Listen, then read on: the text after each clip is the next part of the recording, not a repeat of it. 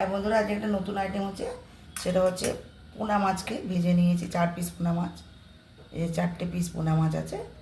পোনা মাছ আচ্ছা, tomato puree, গুঁড়ো লঙ্কা, কাশ্মীরি লঙ্কার গুঁড়ো, কাঁচা লঙ্কা, আদা রসুন আর হচ্ছে একটুখানি জয়িত্রীর গুঁড়ো দেওয়া আছে এর মধ্যে, টমেটোর মধ্যেই দেওয়া আছে।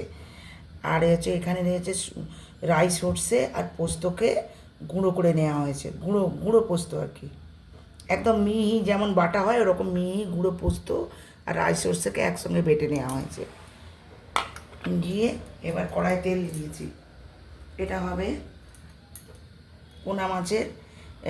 পোনা মাছের সর্ষে পোস্ত রুসানি আর রসুন হচ্ছে রসুন, এই যে রসুন কুচি আর আদা কুচি, এই জিনিসগুলো লাগবে। আর লাগবে সর্ষের তেল, হচ্ছে নুন, হলুদ আর জিরে গুঁড়ো, ধনে গুঁড়ো আর একটু হালকা মিষ্টি। আচ্ছা, প্রথমে আমি কড়াই তেল দিয়ে দিয়েছি। কড়াই তেল দিয়ে আদা রসুনটা দিয়ে দিচ্ছি। রসুনটা দিয়ে দিলাম, কড়াই তেল দেওয়া আছে, রসুনটা দিয়ে দিলাম, দিয়ে একটুখানি নেড়ে করতে।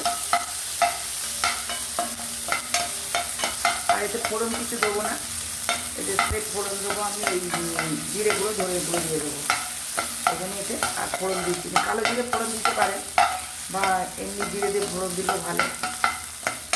এবং ধনে গুঁড়ো জিরে গুঁড়ো ভাজা হয়ে গেছে, এটা আমার ভাজা হয়ে গেছে। এবারে আমি লঙ্কা সমেত এটা দিয়ে দিচ্ছি।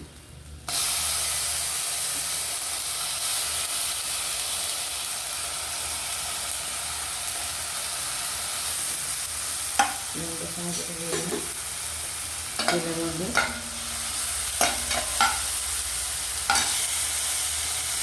এবার দিচ্ছি আন্দাজ করে নুন,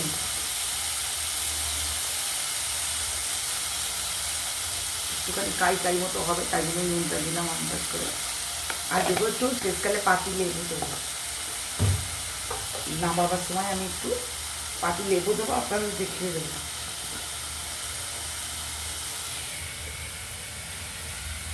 হলুদ দিলাম,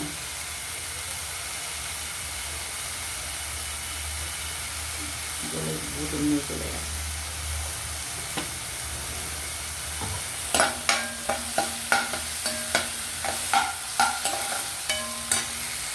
তুলে দিলাম